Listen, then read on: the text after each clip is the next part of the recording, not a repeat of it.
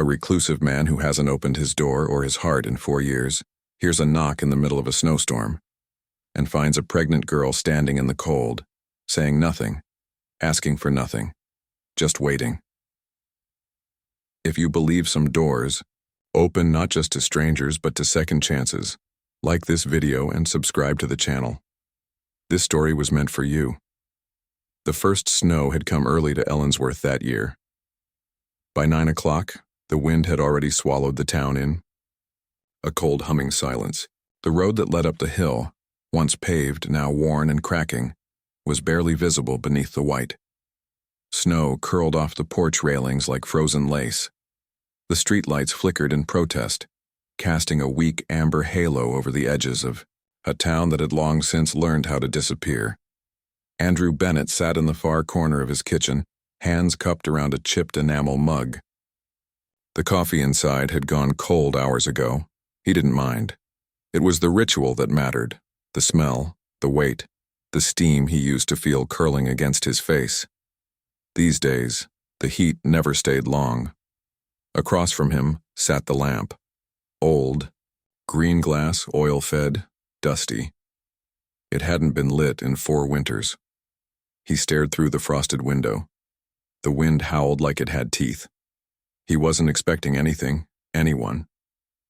That was the whole point of living at the edge of town.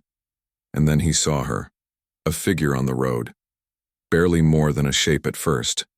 Small, still, crumpled beneath the porch light. A girl, sitting, or maybe collapsing. Her arms were wrapped tightly, around a backpack, a coat that wasn't made for winter pulled over her knees. Her head was bowed, her hair clung to her cheeks. A second passed, then another. Andrew leaned closer. She lifted her head, and in that instant, just that, he saw her. Eyes they didn't plead, they didn't ask, but they stayed. Something in them held his gaze like a tether that stretched across the glass and through the years he'd buried behind him. Andrew didn't move. He stood in the center of the kitchen now, fingers brushing the latch of the door. The cold was starting to leak in through the wood, threading around his ankles. Still, he didn't move. She was young. 17, maybe 18. She was pregnant. That much was clear now, even under the coat. Her arms tightened around her middle every time the wind picked up. He could see the way her body shook, more from fear than cold. He could see her breath rising in fast, shallow clouds, and still, no knocking, no crying, just waiting. He could have walked away. God knows he should have. This wasn't his life anymore. He didn't invite people in. He didn't rescue anyone. Not since Claire. Not since Micah. Especially not since Micah. But the longer he stood there, the louder the silence became, as if the house itself was holding its breath. He remembered suddenly the winter 4 years ago. The crash. The headlights spinning. The phone call. The officer's voice. The funeral. The emptiness after. The way he had come home to this very kitchen, turned off every light and let the dark take whatever was left. He hadn't opened this door to another soul since. And yet, he reached out. The latch clicked. The door creaked open with a groan, dragging snow in across the floorboards. The cold punched him in the chest, sharp and immediate. She looked up again, blinking snowflakes from her lashes. For a long second, neither of them moved. He could see now how young she truly was. Pale cheeks streaked red from windburn. A bruise, blooming at the corner of her lip. Her clothes were layered, mismatched, thrift store thin. Her fingers were bare. He stepped aside. "Come in," he said quietly. She didn't answer, just pushed herself to her feet slowly, carefully, one hand on her back. She stepped into the house with the same hesitation someone might use walking into a church after a long absence, unsure if they'd still be allowed inside. The warmth caught her by surprise. Her eyes shimmered. He shut the door behind her. For a moment. There was only the sound of melting snow dripping from her coat onto the hardwood. He didn't ask her name. She didn't offer it. That could come later. or not at all. He handed her a towel and gestured to the chair nearest the stove. She sat down carefully, one hand always cradling her belly as if to say, "This is the only thing I have left that matters." Andrew went to the cupboard. His hands remembered where things were. Tea, crackers, a clean mug. The kettle screamed. He poured. They sat in silence, two strangers who had lost too much to fill it with words. Her shoulders began to tremble, not from cold, but release. She didn't cry. Not yet. She just let herself breathe. And Andrew realized something strange was happening. In his chest, a loosening, a shift. He looked at the lamp on the table between them. It had belonged to Claire's mother. They used to light it every night in winter, a ritual as comforting as breath.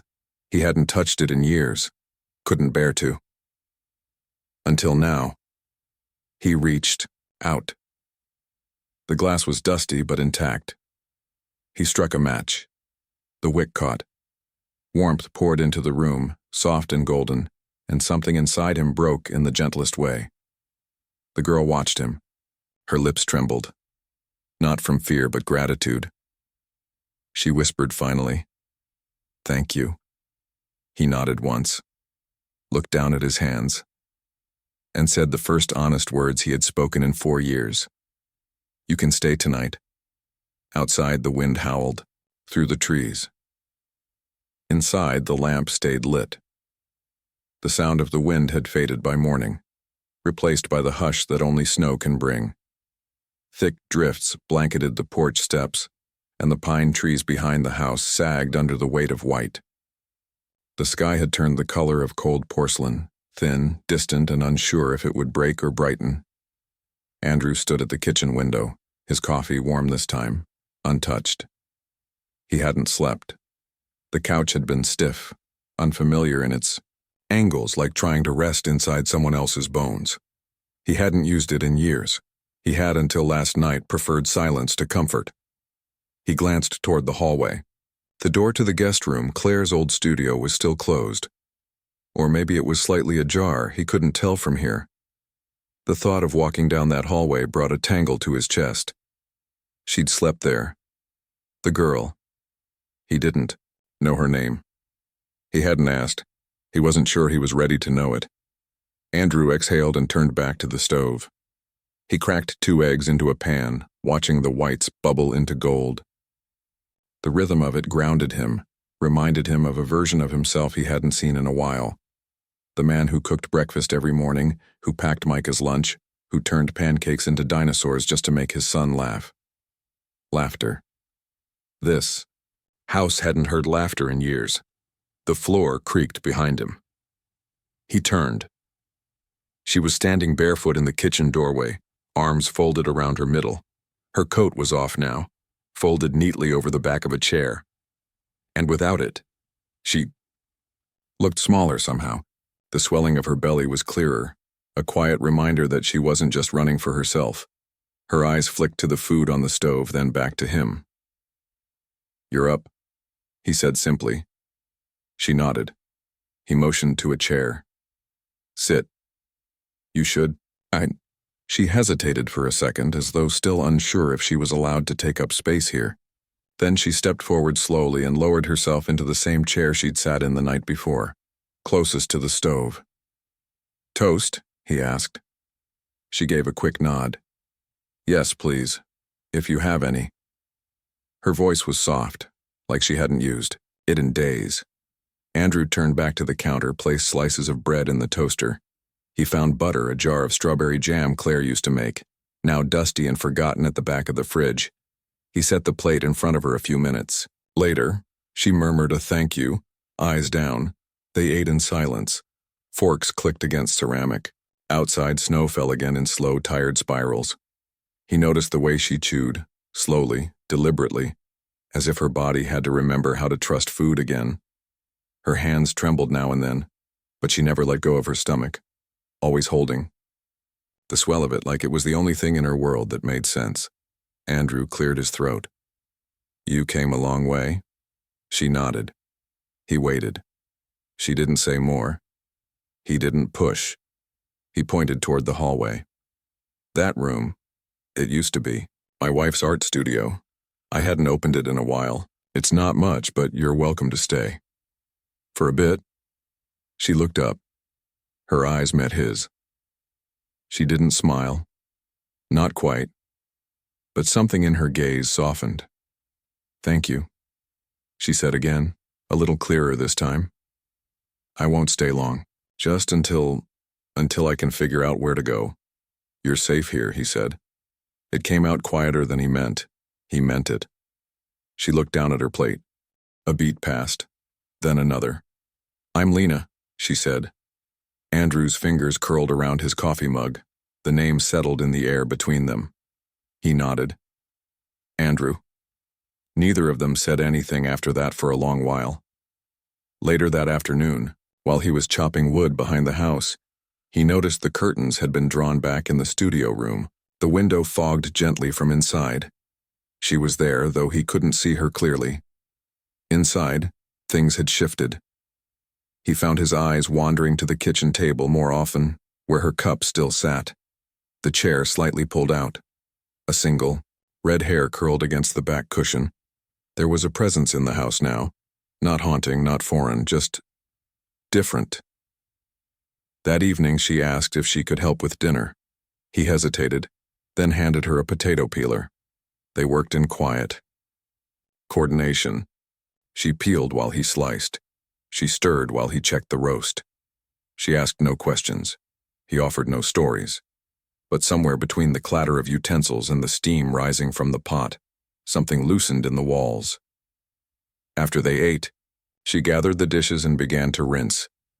You don't have to do that, he said a little too quickly. She looked up. I want to. You've done enough. Her eyes weren't pleading now. Just steady. He nodded, stepped back, let her stand, at the sink. The water ran. The scent of soap filled the kitchen. From his chair he watched her shoulders relax for the first time. He looked toward the oil lamp still glowing on the table. And for the first time in years, the house didn't feel empty. It felt waiting. The days passed like water over stone. Slow, persistent, changing everything without asking permission. Lena stayed, she didn't ask to. Andrew didn't say she could.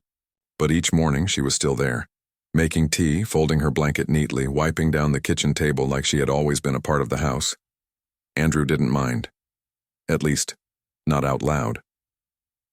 The truth was, he had no idea how to name the feeling her presence stirred in him. It wasn't comfort, not quite, but it also wasn't the bone-deep ache of being alone. It was something quieter than that.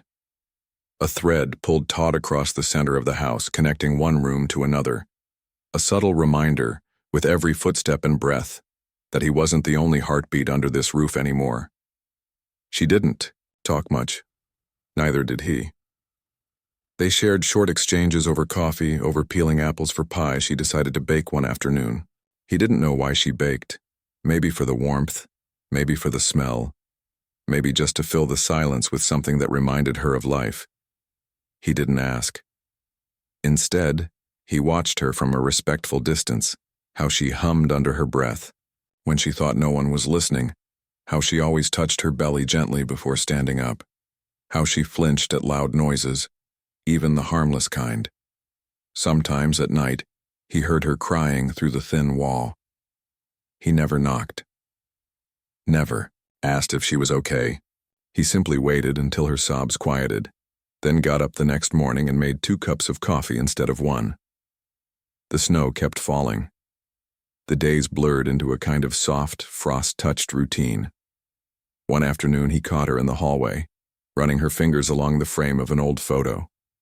It was one of the few he hadn't taken down. A picture of Claire holding Micah, both of them smiling so wide it hurt to look at. I'm sorry, Lena said when she noticed him watching. Her hand jerked away from the wall. You don't have to be, Andrew replied. She hesitated, then asked, That's your son? He nodded. Was. Micah. He was 6. Her eyes softened. He looks like you. He didn't answer. There was nothing more to say. Later that same evening, she was setting the table. 2 plates, 2 forks, 1 cloth napkin folded neatly between them. Andrew stirred the stew quietly, the rhythm of the spoon against the pot, keeping time with his breathing. She spoke first. "I didn't mean to stay this long," she said. "I just don't know where else to go." "You don't have to explain," he said. "I do," she replied. "Because I've been a burden to people before. I know what it looks like. How it feels when someone gives you kindness they don't mean. I don't give what I don't mean," he said plainly. Lena blinked. Her shoulders dropped a fraction. "Okay," she whispered. "Thank you." They sat at the table, eating slowly. The stew was too salty, but neither mentioned it. The lamp between them flickered, casting soft amber on the grain of the old wood. Lena cradled her mug between her palms and said, "He was charming, you know. My boyfriend. Or, the man who got me pregnant. Charming until he wasn't." Andrew said nothing. He'd apologize after every time, she continued. He'd cry. Beg. Blame his job, his father, his stress. And then he'd say he loved me so much it made him crazy. I wanted to believe that kind of love existed. Something so big it spilled over. He looked at her, really looked, and didn't see a victim. He saw someone exhausted from running, someone brave enough to finally stop. "I stayed until I didn't recognize myself anymore," she said. "Then I ran. I didn't even take a coat." Andrew swallowed, the lump in his throat unexpected. "You got out," he said. "Barely. That still counts." She looked at him then, long and steady, as if searching his face for proof that he believed what he'd just said. After a moment, she nodded. That night, Andrew found himself lingering in the hallway outside the studio room. The light under the door glowed faintly. He could hear the scrape of pencil on paper, soft, steady. Drawing, maybe. Claire used to draw like that. He placed his hand on the door frame, just resting it there. Then he turned and went to bed. He dreamed for the first time in months of snow falling outside a warm house, of a child's laugh echoing through the trees, of a woman humming softly at the kitchen sink. When he woke, he didn't remember the details, only the feeling, and it stayed with him as he made coffee for 2. That evening, he noticed something small but striking. Lena had hung a sprig of pine above the window, just a little green tucked into a mason jar. It wasn't flashy, wasn't decorative, it was just something alive, something reaching toward the light. He didn't comment on it, but he didn't remove it either. Instead, he found himself picking up a piece of firewood with smoother grain, running his hand over it, wondering if he could still make things that lasted. That night, as they washed dishes together, shoulder to shoulder, she said quietly, "You don't talk much." He shrugged. "Never been good at small talk." "I don't mind," she said, rinsing a plate. "Most people talk to fill space. You just let the space be." He didn't know how to respond to that. But her voice carried a quiet kind of reverence, and it struck something in him. They finished in silence, but it felt full, not empty. As she turned off the faucet, he said, "You make the house feel different." Lena looked at him. "Is that good or bad?" He paused. "I think it's the first time it hasn't felt like a tomb." Her breath caught, and then she smiled. Just barely. But it was real. Andrew didn't open the door to the back room. He hadn't in nearly 4 years. It had once been Micah's. Before that, it was Claire's studio. Sunlight, canvases, shelves stacked with half-finished sketches and jars of paintbrushes. After they were gone, it became a place he didn't enter, didn't clean, didn't think about if he could help it. Like a sealed tomb with living air, he kept the door shut. He never turned the knob, never swept the dust from the threshold. He told himself it was about memory, about preservation, but he knew the truth. It was fear. Fear that something inside would collapse if he let the light in. That morning, the sky was pale with cold. Snow had stopped falling, but the wind had turned cruel. The frost on the inside of the window glimmered, in the early light like it had something to say. Lena was humming softly in the kitchen. She did that now. Low, tuneless melodies that wrapped around the edges of rooms without ever trying to fill them. Andrew was stacking firewood by the stove when he heard it. A door creaking open. He paused, waited. Then came the sound of gentle footsteps, floorboards that hadn't groaned in years. He stood, slowly, every part of him alert, not angry but braced. He turned the corner. And there she was. Lena stood in the doorway of the back room. Her hand rested on the knob. The door was half open. She hadn't stepped inside. She turned when she saw him, eyes wide, apologetic.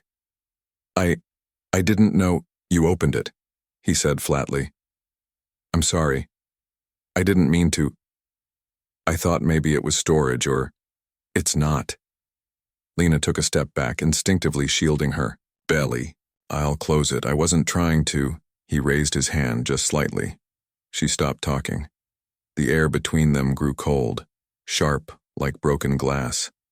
Andrew's heart thudded in his chest, not from rage but from something deeper. Grief, maybe. Pulled too close to the surface. He stepped forward, reached past her, and closed the door with a soft, final click. Then he turned away. I wasn't going to touch anything, Lena said behind him, her voice small. I swear. Andrew didn't answer. He walked to the sink, turned on the faucet, and washed his hands even though they weren't dirty. Silence stretched long and tight. I'm sorry, she said again. Still, he said nothing. Later that afternoon, the house was quieter than usual. Even the wind outside seemed to know better than to press in. Andrew sat at the kitchen table staring at the lamp. The flame inside it burned steady. He hadn't realized how often he lit it now, like it had always been there. He thought about Micah's laugh, the little feet that used to run through this very kitchen, the dinosaur drawings on the fridge long since taken down, the bedtime songs Claire used to hum when she thought Andrew wasn't listening. Then he thought about how Lena had looked, startled, defensive, ashamed just for opening a door. It wasn't her fault, hell, it wasn't anyone's, it was just too much, too fast. Some parts of grief weren't meant to be disturbed before they were ready, and maybe some parts never would be. The sun was setting when he found her on the porch. Lena sat on the wooden bench wrapped in a quilt, her breath coming out in quiet puffs. She didn't look up when he stepped outside, but she didn't move away either. He stood beside her for a moment, then sat down slowly. The wood creaked under his weight. They stared out over the snow-covered fields. It used to be a happy room, Andrew said, voice low. Lena turned her head slightly, not speaking. It had light, color. My wife painted in there. Then later, it became Micah's room. He insisted on hanging this giant poster of a rocket on the wall, even though he was afraid of the dark. A breath escaped him, halfway between a sigh and a memory. I haven't been in there since the funeral, Lena's voice came carefully, like she was walking on uncertain ground. Did it feel like keeping it closed kept them closer? No. He rubbed his hands together. It felt like the only way to not fall apart. The porch grew still again. I didn't mean to open it, she said. I like sunlight. And the light was falling on that doorknob in this perfect way, and I wasn't thinking. I know, he said. Lena adjusted the blanket. You lost them in a car crash? He nodded. They went to visit Claire's sister. I stayed back because I had a school meeting. They hit black ice on the way home. I still remember the sound of the phone ringing, the voice on the other end, like someone was reading a script from a world I didn't belong to. He looked at her. I stopped believing in the usefulness of sunlight after that. Lena nodded, slowly. I think I stopped believing in my own voice, she said. Every time I said no, and he kept going, it felt like the world said, You don't matter. Andrew turned toward her. You matter here, he said, simple as breathing. She looked at him, lips trembling. I'm trying to believe that, she whispered. I want to, but it's hard, he nodded. It'll stay hard for a while. But one day the room won't hurt as much, and neither will you. That night he opened the door to the back room, alone. He didn't go in, not yet. Just stood there, letting the warm air of the house touch the space again. He saw the blanket Micah used to sleep with, folded neatly on the bed. The corner of Claire's canvas still resting against the wall. A dust-speckled drawing of a house and stick figures tacked with a bent thumbtack. Andrew didn't cry. But he didn't close the door this time either. He left it open just a crack, like an invitation. And then he went to the kitchen, lit the lamp, and sat with Lena at the table, two people with wounds that didn't show, both learning slowly how to let the light in. The next morning, the door to Micah's room was still ajar. Andrew didn't close it. He noticed the way the light crept into the hallway now, spilling past the threshold like a silent invitation. The dust in the beam danced gently. It no longer felt like a wound. It felt like breath returning to something long asleep. Lena noticed it too. She didn't comment, but that morning she placed a small white mug on the hallway table. Inside, a handful of wildflowers she'd found poking up beside the woodshed, braving the cold where no color had dared rise. She never said what they meant. Andrew didn't ask. In the days that followed, a rhythm formed. Soft, almost imperceptible, like a song only the house could hear. Mornings began with coffee and warm toast. Afternoons carried the scent of pine logs burning in the stove and the sound of two people, moving through space without needing to fill it. Evenings ended with candlelight, quiet stories read aloud, sometimes by Andrew, more often by Lena, who read in a voice softer than snow. It wasn't perfect. Some nights, she still cried. Some mornings, he still stared at the front door a little. Too long, as if expecting someone to walk through it and take this new, fragile piece away. But something was changing. One Sunday morning, Lena entered the kitchen with flour on her nose and said, a little too fast, "I want to bake something, just something warm." Andrew blinked. "We have flour? I found a bag in the cabinet, and there's still some sugar. I think it's only half expired." He smirked. "Well, that's encouraging." "It's an adventure," she said, tying her hair back. "And besides, the house smells like wood and coffee, but it's missing something sweet." He watched as she bustled around the kitchen, pulling mismatched bowls from high shelves, whistling under her breath. There was something oddly reassuring in the way she moved. Clumsy, maybe, but purposeful. It had been a long time since someone filled the kitchen like this, and for the first time in years, Andrew offered help. Not just out of politeness, but out of wanting to. He sifted flour. He cracked eggs. He even laughed, really laughed, when she accidentally dumped an entire spoonful of cinnamon into the batter and tried to scoop it out with her hand. They baked a loaf of banana bread that came out half-burned and completely collapsed in the center. It was, Andrew decided, the best damn bread he'd ever tasted. Later that week, Lena asked if she could help fix the table. The old dining table in the back room had a wobble, one leg too short, a crack running down the middle like a scar. It had been that way for years. He'd stopped noticing, but now that they were using it again, sitting together every night, it mattered. So he pulled out his toolbox. She sat on the floor beside him, legs folded awkwardly beneath her. Together they tightened screws, sanded, edges, glued a wedge of cedar into the crack. When they were done, she ran her hand across the smooth grain and smiled. "Feels like it can hold something again," she said. He didn't realize until hours later how true that was of more than just the table. On Thursday, a knock came at the door. Andrew froze. It was a light knock followed by a muffled voice. "Mr. Bennett, it's Sheriff Conway." Andrew opened the door to find a short, broad-shouldered man in a thick parka and wool cap, boots covered in snow. His cheeks were pink from the cold.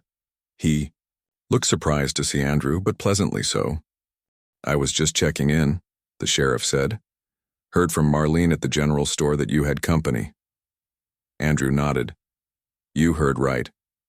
The sheriff looked past him and spotted Lena, who stood silently by the stove, hands curled protectively over her belly. Her eyes were wary. The sheriff tipped his hat. "Ma'am, I'm Conway. Just wanted to welcome you and let you know. If you need anything, we're a small town, but we take care of our own." Lena nodded, cautious. "Thank you." Before leaving, Conway looked back at Andrew. "It's good to see your porch light on again." Andrew said nothing, but after the door closed and the truck disappeared down the snowy road, he looked at Lena and said quietly, "This town, it's not perfect, but when things break, people show up." She looked at him for a long moment, then gave the smallest nod. That night, as snow fell again in slow, lazy spirals, Andrew stepped onto the porch with a mug of tea and stood beside Lena, who watched the fields like someone trying to memorize peace. She asked, "Did it always snow? This much here?" He shook his head. "Only when it needs to cover something."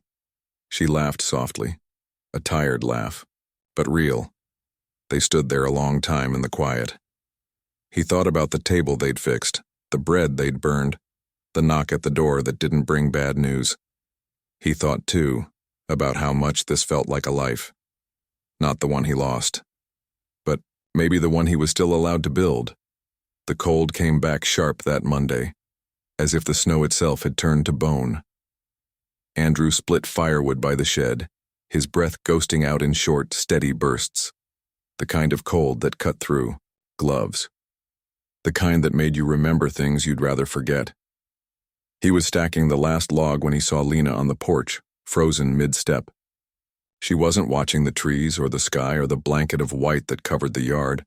She was staring at the mailbox. Andrew followed her gaze. There was an envelope inside. No postage, no return address, just her name, written in angry block letters. Lena. She didn't move, didn't breathe. Andrew walked past her, took the envelope from the box and turned it over in his hands. There was nothing else, no clue who had left it. No car in the distance, no footprints except their own. Lena's voice cracked. "He found me." Andrew didn't need to ask who. She sank onto the bench, hands trembling in her lap. Her face drained of color. "He said he would. That even if I crossed the country, he'd still find me." Andrew opened the envelope. Inside was a single photograph. Lena, 6 months pregnant, taken from across the street. Probably when she'd gone to the market, last week. Her coat, her shape, the groceries in her arms, captured like prey. Beneath it, scrawled in ink, "That's still mine." Andrew felt something tighten in his chest. Not just anger, but something deeper, darker. A protective instinct he hadn't felt in years.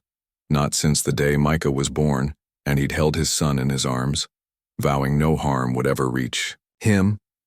He set the letter down carefully and crouched beside her. "You're safe here," he said. "I won't let anything happen to you, or the baby." Tears welled in her eyes. "You can't promise that." "I just did." By evening, he had reinforced every window. He replaced the latch on the back door and screwed in the bolt he hadn't touched since Claire died. He moved a chair beneath the attic hatch. He checked the locks twice, then a third time. He retrieved the old shotgun from the shed and cleaned it on the kitchen table, the way his father had taught him when he was 17, calm, quiet, methodical. Lena watched from across the room, her hands wrapped around a mug that had long since gone cold. "I don't want you getting hurt because of me." Andrew glanced up. "You didn't bring this." He did. She looked down. "You don't even know the whole story." "I don't need to, but I want to tell it." He paused, nodded. "So, she did." "I met him when I was 21, she said. "He was kind at first, he always is at first." She sat on the edge of the couch, not looking at Andrew, but not looking away either. Her voice was level, detached, like she'd rehearsed it for herself too many times. "He never hit me the first year. Not physically, just words. The kind that stick. Make you question who you are, make you feel lucky someone wants you at all." Andrew didn't interrupt. He didn't want a baby. He said it like it was a stain, like I'd broken something sacred between us. But when I said I was keeping it, something shifted. He didn't yell, he just smiled. And I knew I had to leave. Her voice cracked barely. I left with $42 and a pair of shoes that didn't match. Andrew stared at the flames in the stove, his jaw tight. "You were brave," he said. "I was desperate. They're often the same thing." That night, Lena didn't sleep. Neither did Andrew. He sat in the living room, lamp glowing beside him, shotgun across his lap. Around midnight, she came in quietly, a blanket around her shoulders. She sat on the other end of the couch, silent. They didn't speak. But after a while, she reached across the cushion and placed her hand beside his. Not on top of it, not grasping. Just near. It was enough. By morning, he'd made a decision. He drove into town, first time in weeks, parked outside Sheriff Conway's office. The bell above the door jingled. The sheriff looked up from his desk and stood when he saw Andrew. "Well, this is a surprise." Andrew held up the envelope. "She's not safe." Conway took one look at the photo and frowned. "Son of a bitch." "He's out there. Watching. Her. You got security?" "Locked the place down last night. I'll reinforce the shed and install floodlights today." The sheriff nodded. "I'll send someone by to patrol the area tonight." "Thanks." Conway folded his arms. "You sure you're okay taking this on, Andrew?" Andrew met his eyes. "No, but I'm doing it anyway." The sheriff studied him for a moment, then nodded. "I'll back you." Back at the house, Lena was in the kitchen, drying dishes. She'd cleaned, moved things around, put out 2 fresh kitchen towels like it was any other day. But her eyes were still wary. Andrew stepped inside, snow melting off his boots. He placed the receipt for new locks and lights on the counter. "I went to town," he said. "Sheriff knows. He'll send someone by tonight." She didn't speak. Then she turned, looked at him directly. "I hate that this followed me here." Andrew stepped forward. "It didn't follow you," he said. "It's trying to find something it lost control of, and that's not the same thing." Lena's voice wavered. "What if he tries to take the baby?" "He won't." "You can't know that." "I can fight for it," Andrew said. "And I will." She looked like she wanted to believe him, like some small piece of her already did. Then, almost as if pulled by instinct, she leaned in. Not to kiss, not even to touch, but just to rest her forehead against his chest. And he stood there, still, solid, as she let herself breathe. Outside, snow began to fall again, but this time it felt less like a threat and more like a warning. Be ready. The storm came without warning. By dusk, the sky had gone from silver to steel, the clouds low and restless, pressing against the treetops like they meant to crush them. The wind howled through the valley like it remembered every secret ever whispered there. Andrew stood on the porch, hands in his coat pockets, watching the trees sway like old ghosts. Inside, Lena was packing a small bag. Not to run. Just in case. He'd told her she didn't need to. That the sheriff's deputy was patrolling every hour. That the doors were locked. That he'd be there, with her, through whatever came. She didn't argue. But she packed anyway, because women, who've been hunted, know better than to count on promises. By 9 o'clock, the power flickered, twice. Andrew had already lit the oil lamp on the kitchen table, its golden glow chasing shadows into corners. The fireplace was stacked high. Lena had made soup earlier, but neither of them had eaten much. The baby kicked. She winced. He helped her sit down on the couch, offered her a pillow. And then came the knock. Soft, too soft, followed by a voice. "Lena, open the door." Andrew froze. Lena went still, her entire body stiffening. The voice came again, louder. Still calm, too calm. "Lena, I know you're in there. You don't have to be scared. Just open the door, and we'll talk." She clutched her belly, breath shallow, her eyes locked onto Andrew's. He walked to the door. Carefully, checked the lock. Did not open it. Outside, the wind howled. Then came a sharp bang, fist against wood. I said, "Open it." Andrew's voice cut through the room, low and steady. "Go. To the bedroom. Lock the door." Lena didn't move. "Lena. Now." She obeyed, stumbling toward the hallway, hand braced against the wall. Andrew heard the soft click of the bedroom lock behind her. He grabbed the shotgun from beside the coat rack. Another blow hit the door, then another. "You don't get to keep what's mine." Andrew stepped forward. "I don't think she's yours anymore," he said through the door. Calm. Dead calm. Silence. Then, "You. I've seen you, the broken man in the cabin. What makes you think you're better than me?" Andrew gripped the gun tighter. "Because I don't hurt the people I claim to love." Outside, something hit the porch hard. A boot? A shoulder? The door cracked just slightly. Andrew braced himself 1 foot back, and then, just like that, the door burst open.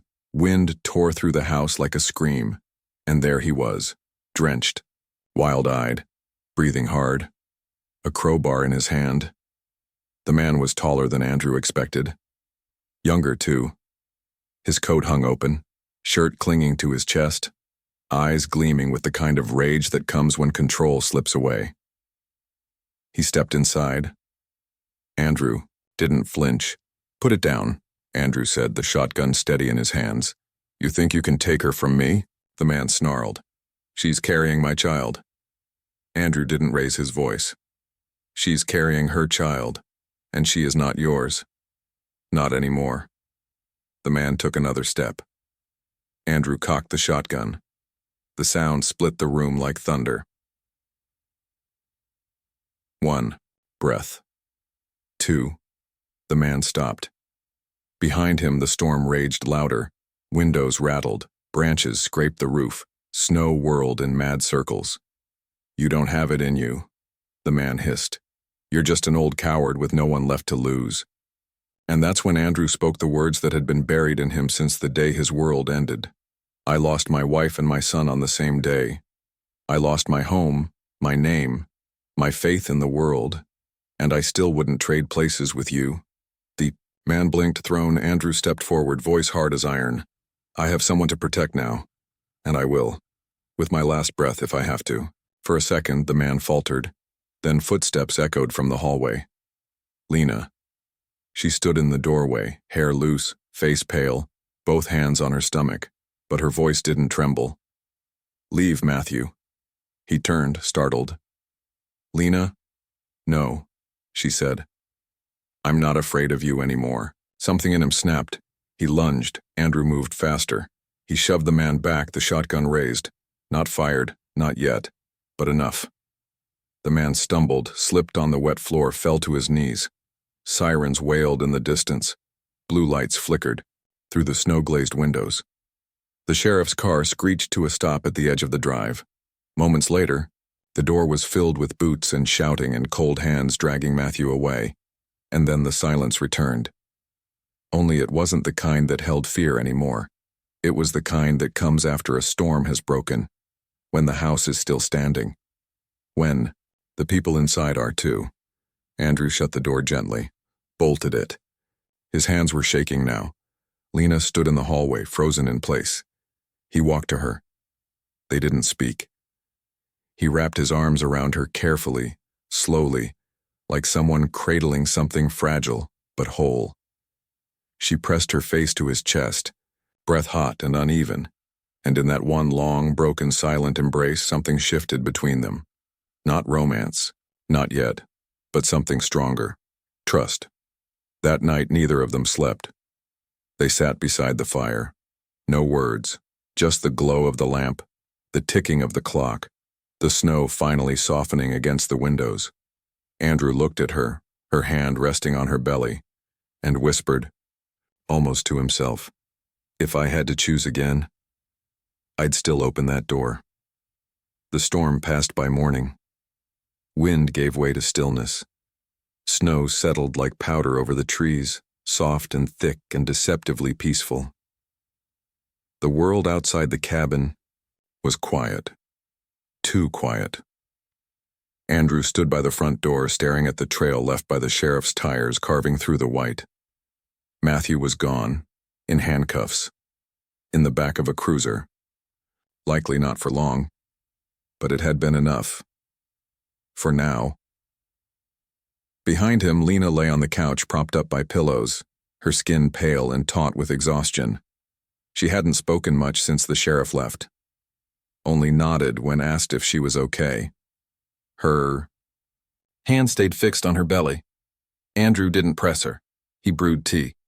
Cleaned the floor where the door had broken open. He would fix it. He could fix anything made of wood. But he wasn't sure he knew how to repair the quiet. He glanced toward the back room. The door was still cracked open. But this time, the grief didn't reach out and grab him. It waited. By noon, Lena was asleep. Andrew stepped out to the shed, gloves pulled tight, boots crunching in snow that reached halfway up his shin. He gathered what he needed: a new hinge, a better lock, extra nails. He carried them in a canvas satchel across the porch and began to repair the door. He worked slowly, intentionally, the way he used to build things for Claire, with the same care he once put into Micah's birdhouse, sanding every corner so no splinter would catch in a small hand. But halfway through aligning the new hinge, he smelled it. Smoke. Sharp. Wrong. Not from the fireplace. Not from the chimney, from behind the house. He ran, boots slipping on ice, satchel falling behind him, heart lurching into his throat. When he rounded the corner, he saw it. Flames. Orange licking up from the back wall of the house. Fast and greedy, already stretching toward the roof, the shed, the siding, the dry winter air feeding it like kindling. "Lena!" he shouted, voice cracking. She was inside. He sprinted to the front, threw the door open. Smoke was already curling down the hallway like a hand reaching into the heart of the home. "Lena!" She was on her feet, coughing, wide-eyed.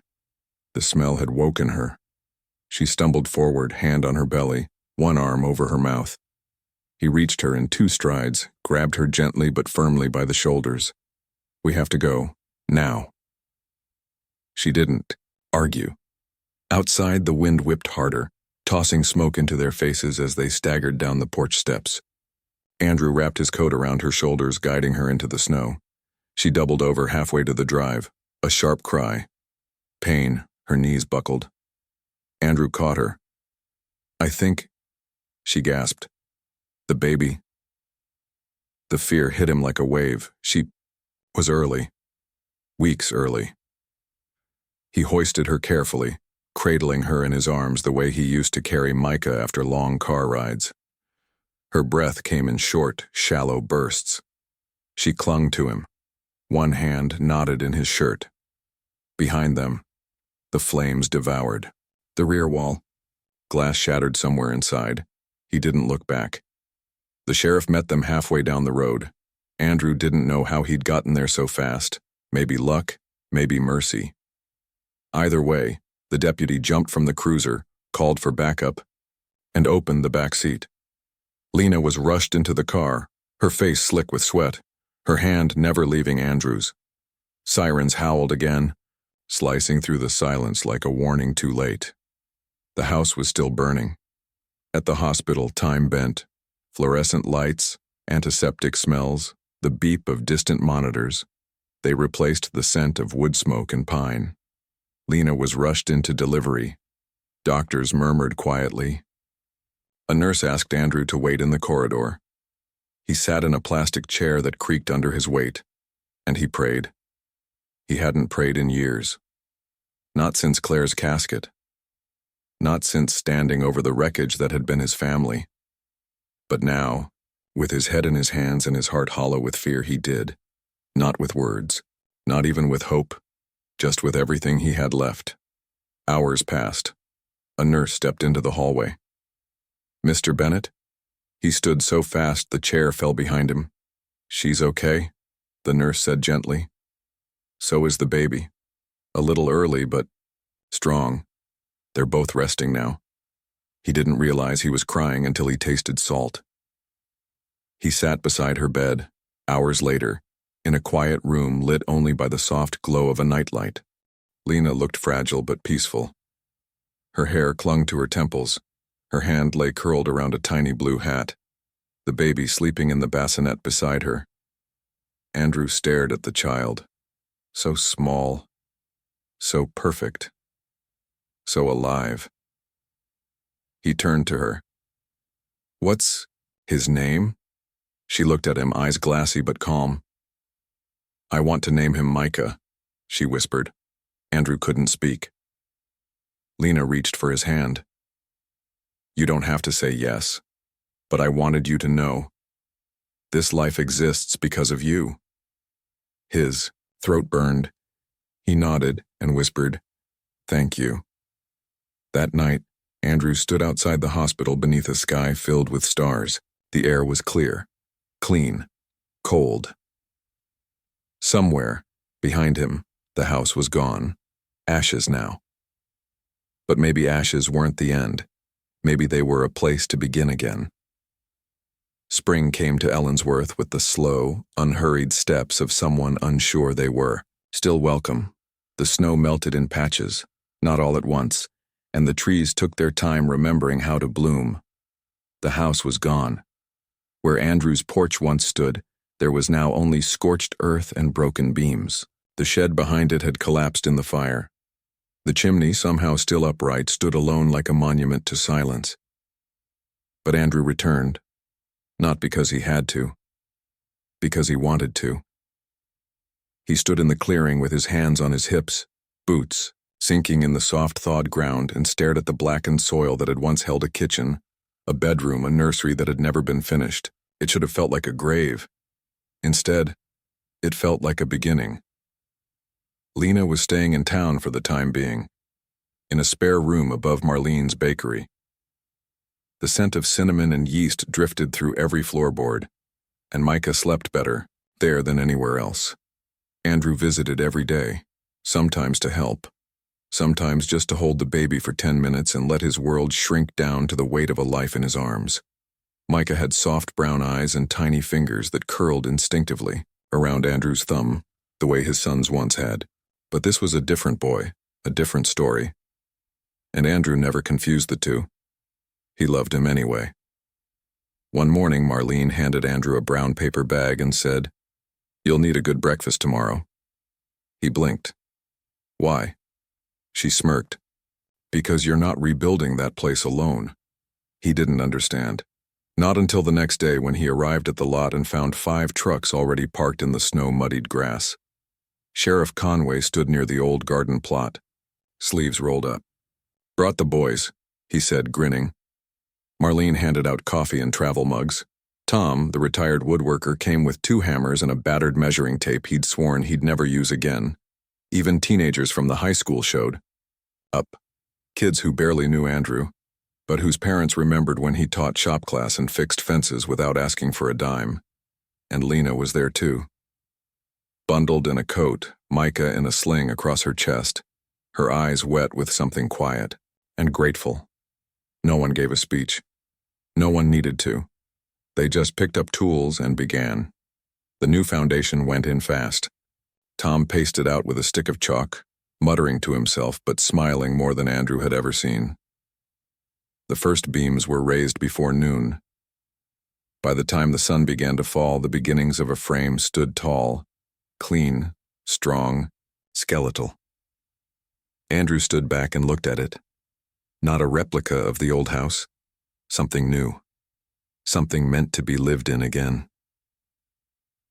That night, Lena cooked dinner for all of them. Chili and cornbread served in mismatched bowls at long folding tables, set up behind the bakery. The windows were steamed, the room loud with laughter. Someone brought a guitar. Someone else brought a pie. Andrew sat with Micah in his arms, watching Lena sway to the music with tired eyes and soft joy. She was healing. He could see it in the way she moved, slower but more certain, like a woman whose feet had finally found solid ground. After dessert, Marlene leaned in and said, "You're not just rebuilding a house, you know." Andrew looked down at the boy in his arms. "I know," he said. The next morning he returned alone, walking the perimeter of the new structure. The beams creaked under his touch, new wood that hadn't yet learned to weather storms. In the center of the future living room, he knelt down and opened the satchel he'd brought from town. Inside, Claire's sketchbook, one of Micah's drawings from first grade. A small carved bird Andrew had made in his first year of marriage. He placed them gently in a tin box and tucked it beneath the floorboards. A cornerstone, not to live in the past, but to build over it with care. By the third week, windows were being installed. Paint cans lined the porch to be. The chimney would be rebuilt last, Andrew insisted. Some things you save for the end. Micah had begun to giggle now, tiny, breathless sounds like wind catching on wind chimes. Every time Lena kissed his forehead, he kicked his legs and laughed like joy was something stored in the soles of his feet. Andrew never tired of it. Each sound reminded him, this is life again. Not the same life, but one worth choosing. One afternoon, Lena brought a gift, wrapped in soft cloth tied with string. He opened it carefully. Inside was a small wooden sign, hand-carved. Promise Tree. Below it, their names, not with titles or labels, just names. Lena. Andrew. Micah. She looked at him, nervous. I thought maybe we could plant something before the last board goes in. He blinked. Like a tree? She nodded. To grow with us. He smiled. And for the first time, not just with his mouth, with his eyes, his whole self. That evening, they dug a small hole in the soft dirt just beyond the porch. Lena held the sapling upright, a sugar maple, while Andrew packed the soil back in place. The baby cooed in his sling, bundled against Lena's chest, warm and safe. When they finished, Andrew placed the sign beside the sapling. The three of them stood together in silence. The wind passed gently through the valley. The tree barely moved, but it stood, alive, rooted, ready. The new house smelled of pine and fresh paint. Everything was clean, warm, and unscarred, not yet touched by life, not yet lived in. But it was ready. Andrew stood in the entryway, one hand on the doorframe, watching sunlight stream across the floorboards like it belonged there. The walls glowed soft gold in the late afternoon light. Outside, the snow had all but melted. Mud clung to the porch steps, and the garden was nothing but a hopeful patch of turned earth. He could still hear the hammers in his memory, the echo of boots on unfinished floors, Conway's laugh as he nearly dropped a beam on Tom's foot. Those sounds, oddly, had stayed with him, like the timbre of a house clearing its throat for the first time in years. Behind him, a soft rustle. He turned. Lena stepped into the room, Micah on her hip, cheeks pink from the wind. Her hair was down, her sweater thick and oversized. She looked both tired and at peace, like a woman who had come through the fire and kept walking. This place is beautiful, she said, eyes moving over every detail. I still can't believe it. Andrew smiled. I can. She glanced, over at the table, the same table they'd repaired together. Now sanded smooth, stained dark. On it sat the lamp, Claire's old oil lamp, glowing again as it had for the past few months. A promise in glass and flame. Lena placed Micah down on a blanket and stepped beside Andrew. He said quietly, We never did have a first meal here. She raised an eyebrow. Is that an invitation? He shrugged. Only if you brought something better than my famous burnt chili. She smiled. Banana bread. No cinnamon explosion this time. He chuckled. Progress. They ate on the porch. 2 chairs. 1 blanket shared between them. Micah dozed in the sling, a pacifier bobbing gently with his breaths. The promise tree stood just beyond the railing, its tiny leaves just beginning to curl open toward the sky. Lena looked at it with something like reverence. It's really growing. Andrew followed her gaze. So are we. The words came out quieter than he meant, not hesitant, just truthful. She didn't answer right away, just leaned a little closer, their shoulders brushing. Do you ever think about going back? To what? To before. He was quiet for a moment. Then, sometimes. But then I remember. Back there, they're gone. But here, something's alive. She nodded slowly. I still miss who I used to be, she said. But I don't want to be her again. She didn't know what she could survive. Andrew turned to her. You've done more than survive. Lena looked at him then. Really looked. And something passed between them, not electricity, not the charged pulse of romance, but something deeper. Recognition, understanding, belonging. That evening he showed her something. In the back room, once Micah's, then lost to dust and memory, now empty again, waiting. He opened a small wooden box and pulled out a new piece of carved cedar. It's a nameplate, he said, for the nursery door, if you want to stay. Lena stared at the wood, carved into it. Micah's room. She reached for it slowly, hands trembling. You want us to stay? He didn't hesitate. I do. She swallowed. For how long? Andrew looked at her, eyes steady. We don't have to promise forever. Just today, and then tomorrow, and the day after that. She nodded, and this time she leaned in, and her forehead rested gently against his. Neither of them moved. Weeks passed. Micah's cries grew louder, his legs stronger. He learned to grip Andrew's finger with conviction and scream bloody murder when the bottle was late. Lena laughed more often now, the sound of it like a door swinging open somewhere deep inside the house. Neighbors stopped by with pie, with diapers, with offers to build a fence. One morning, the high school kids delivered a swing for the front porch, complete with a note, for the family who brought the house back to life. On the first truly warm day of spring, Andrew stepped out to the porch before sunrise. The world was quiet, soft blue and damp with dew. The promise tree stood taller now. A few new leaves stretched open like fingers finding light for the first time. He reached out and brushed one leaf with his thumb. The bark was smooth.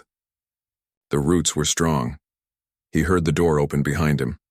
Lena stepped out barefoot, a mug of tea in her hand. She stood beside him, looking at the tree. I used to think everything good had to come fast, she said. That love was supposed to feel like lightning. Andrew glanced at her. And now? She smiled. Now I think maybe it's more like this.